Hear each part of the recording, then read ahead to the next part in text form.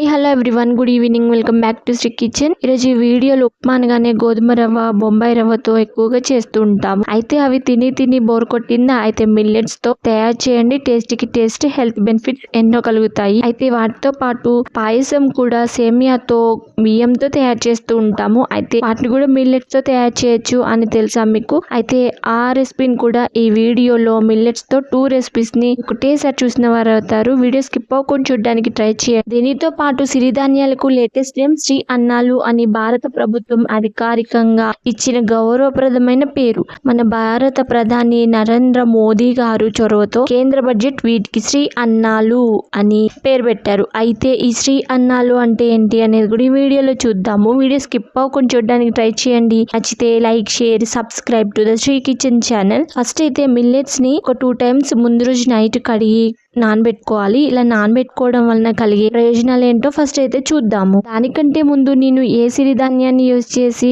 ఈ millets upma, millets పాయసం తయారు చేస్తున్నాను తెలుసుకోవాలి కదా. అయితే ఫస్ట్ మిల్లెట్స్ ఎన్ని రకాలు చూద్దాం. మనకి ఎక్కువగా తెలిసింది సజ్జలు, రాగులు, జొన్నలు ఎక్కువగా యూజ్ చేస్తుంది. కానీ సిరిధాన్యాలు, అన్నాలు అనేవి 8 types. అవి ఏంటి? సజ్జలు, రాగులు, కొర్రలు, సామలు, అరికెలు, ఊదలు, సామలు, ఈ విధంగా 8 రకాల మిల్లెట్స్ మనకి ఉంటాయి. వీటిలో నేను తీసుకుంది ఊదలు. వీటిని బర్న్ యాడ్ మిల్లెట్స్ అంటారు ఇంగ్లీష్ లో. ఇప్పుడు మిల్లెట్స్ ని ఎందుకు నానబెట్టాలి అనేది చూద్దాం. మిల్లెట్స్ ని నానబెట్టడం వల్ల గింజలు మెత్తబడతాయి. ఇలా మెత్తబడటం వల్ల నీటిని పీల్చుకొని సమంగా ఉడుకుతాయి. ఇంకొకటి పాయింట్ వచ్చేసి మన శరీరానికి పోషకాలు సులభంగా గ్రహించడానికి, అంటే దీనిలో ఉండే ఫైబర్ అనేది ఈజీగా అబ్జర్వ్ చేసుకోవడానికి కూడా ఇలా నానబెట్టడం అనేది ఉపయోగపడుతుంది. దీనితో పాటు ఉప్మా, పులావ్, పాయసం ఇలాంటి చేసి గింజలు మరింత బాగా ఉడికించినప్పుడు ఒక స్ట్రక్చర్ వస్తుంది. మంచి రుచితో పాటు ఆకృతి కూడా చాలా బాగుంటుంది. అదే విధంగా మన అమ్మమ్మలు, నానమ్మలు శాస్త్రీయ కారణాలు తెలియకపోయినా అనుభవంతో ధాన్యాలు నానబెట్టేవారు. ఇప్పుడు సైన్స్ కూడా సమర్థిస్తుంది దానికి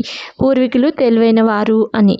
ఈ విధంగా ఒక గిన్నె నీటిలో కొన్ని గంటలు నానబెట్టడం వల్ల సిరిధాన్యాల ప్రయోజనాలు మరింతగా పెరుగుతాయి. మిల్లెట్స్ ని ఎన్ని గంటలు నానబెట్టాలి అనేది కూడా కొన్ని డౌట్స్ ఉంటాయి. 8 రకాల మిల్లెట్స్ ఉన్నప్పుడు 8 రకాల డౌట్స్ వస్తూనే ఉంటాయి. అలాగా కొర్రలు, సామలు, ఊదలు 2 to 4 hours వరకు నానబెడితే సరిపోతుంది. సజ్జలు 6 to 8 hours సరిపోతుంది. రాగులకు కూడా అంతే, సేమ్ 6 to 8 hours నానబెడితే సరిపోతుంది. ఈ విధంగా నానబెట్టుకోవాలి. మనము ఊదల్ని నానబెట్టుకున్నాం కదా, ఈ విధంగా వీటిని మళ్ళీ ఒక గిన్నెలోకి తీసుకొని, ఇత్తడి గిన్నెలో కానీ కుండలో కానీ తీసుకొని ఒక గ్లాస్ మిల్లెట్స్ కి 4 గ్లాసులు నీళ్ళు పోసేసి అయితే మెత్తగా ఉడికించుకోవాలి. ఇప్పుడైతే ఒక కళాయి తీసుకొని అందులో కొంచెం ఆయిల్ వేసుకొని తాలింపు గింజలు, ఆవాలు, మినపప్పు, శనగపప్పు, జీలకర్ర, ఎండుమిర్చి, కరివేపాకు వీటన్నింటిని వేసుకొని ఒక 2 నిమిషాలు అయితే తిప్పుకోవాలి. మనకి మిల్లెట్స్ ఆల్మోస్ట్ ఉడికిపోవడానికి వచ్చాయి. ఈ చల్లారిన కొద్దీ దగ్గర పడుతూ ఉంటుంది. సో ఈ విధంగా అయితే మిల్లెట్స్ కోసం తాలింపు అయితే చేశాను. దీంతో పాటు మిరియాలు కూడా కొన్ని వేసేసుకున్నాను. ఈ విధంగా మనం వేసేసుకొని ఈ ఉప్మాని అయితే తయారు చేసుకుందాం. చాలా టేస్టీగా ఉంది. మీరు కూడా రెగ్యులర్ గా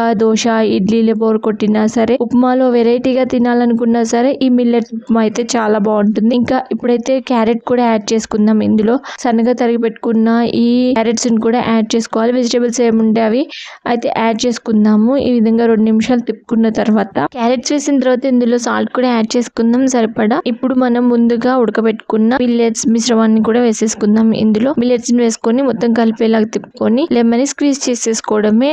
అంతేనండి, చాలా టేస్టీగా. మిల్లెట్స్ ఉప్మా తిన్నాక మరి ఏ ఉప్మా తినలేనట్టుగా ఉంటుంది. టేస్ట్ అనేది ఉప్మా కాదు మిల్లెట్స్ గా అన్నట్టుగా ఉంటుంది. ఒకసారి మీరు ట్రై చేసి చూసి టేస్ట్ ఎలా ఉంది అనేది కామెంట్ బాక్స్ లో తప్పకుండా తెలియచేయండి. మిల్లెట్స్ ని కొంతవరకు ఉప్మా చేయడానికి ఉపయోగించాను. మిగతాది ఈవినింగ్ పిల్లలు స్నాక్స్ అడుగుతూ ఉంటే ఇంకా పాయసం చేశాను. అది కూడా ఏ విధంగా తయారు చేయాలి చూద్దాము. పాయసం అనగానే మనకి గుర్తొచ్చేది ఎక్కువగా అటుకులతో పాయసము. మనం బియ్యంతో చేస్తాము, కానీ చాలా హెల్దీ అయిన మిల్లెట్స్ తో తయారు చేయండి. టేస్ట్ కూడా డిఫరెంట్ గా ఉంది. దీనికోసం అయితే కాజు, కిస్మిస్ ని నెయ్యిలో వేయించాను. ఇంకా పాలు కూడా ఒక 1/2 లీటర్ వరకు వేసుకొని బాగా మరిగే వరకు ఉంచిన తర్వాత మార్నింగ్ పక్కకు తీసుకున్న మిల్లెట్స్ ని ఇందులో వేసేసాను. ఈ విధంగా వేసిన తర్వాత బాగా మరగనిచ్చి కొంచెం దగ్గర పడేటప్పుడు స్టవ్ ఆఫ్ చేసుకొని ఒక బెల్లం తురిమి వేసుకున్నాను. అంతే అండి, ఎంతో టేస్టీ అయిన మిల్లెట్స్ పాయసం కూడా రెడీ అయింది. ఇంతకు మన శ్రీ అన్నాలు అంటే ఏంటి అనేది చూద్దాం. శ్రీ అంటే సంపద, ఐశ్వర్యం, శుభం అని. ఈ చిన్న సిరిధాన్యాలు మన ఆరోగ్యాన్ని కాపాడతాయి. అదేవిధంగా రైతుకు అండగా నిలవడం, ప్రకృతిని సంరక్షిస్తాయి. అందుకే వీటికి శ్రీ అన్న అని పిలుస్తారు. కర్ణాటకలో వీటిని సిరిధాన్యాలు పిలుస్తారు. సిరి అంటే సంపద. అయితే ఈ సిరిధాన్యాలు ఆరోగ్యాన్ని, ఆనందాన్ని, కుటుంబాన్ని, శ్రేయస్ని కోరుతుంది కాబట్టి దీనికి శ్రీ అని పేరు పెట్టారు. వేరే సంవత్సరాల క్రితం మన పూర్వీకులు గింజలు ఇంటిలో ఉన్నటువంటి గింజలు ప్రపంచం గుర్తించిన సూపర్ ఫుడ్ గా నిలిచాయి. చిన్నగా కనిపించే గింజ రైతు కష్టం ఉంది, ప్రకృతి ఆశీర్వాదం ఉంది, సంప్రదాయం ఉంది. అందుకే మిల్లెట్స్ కేవలం ధాన్యాలు కాదు అని, దైవిక శక్తి గల విశిష్ట ఆహారం అని ప్రధాని మోదీ గారు శ్రీ అన్న అనే నామకరణం చేశారు. ఇప్పుడైతే మిల్లెట్స్ పాయసంలో పూర్తిగా మిల్లెట్స్ అనేవి ఉడికిపోయాయి. ఇప్పుడు స్టవ్ ఆఫ్ చేసుకొని సరిపడా బెల్లం అయితే యాడ్ చేసుకుందాము. స్వీట్ తినేదాన్ని బట్టి బెల్లం అయితే యాడ్ చేసుకోవాలి. ఈ విధంగా మనకి మిల్లెట్స్ పాయసం కూడా రెడీ అయింది. ఇందులో నెయ్యి వేసుకొని తిన్నారంటే చాలా టేస్టీగా ఉంటుంది. ఈ విధంగా మిల్లెట్ సాంబార్ రైస్ చేశాను. అదే విధంగా మిల్లెట్స్ తో ఉప్మా, ఇప్పుడు మిల్లెట్స్ తో పాయసం. వీటిలో ఇంట్లో మనం రెగ్యులర్ గా తయారు చేసుకునే లో కూడా ఈ మిల్లెట్స్ యూస్ చేస్తూ పిల్లలకి ఆరోగ్యంగా అయిన ఆహారాన్ని ఇచ్చిన వారు అవుతారని కోరుకుంటూ ఈ వీడియో నచ్చితే తప్పకుండా like, share, subscribe to the kitchen channel. Thank you so much. Bye.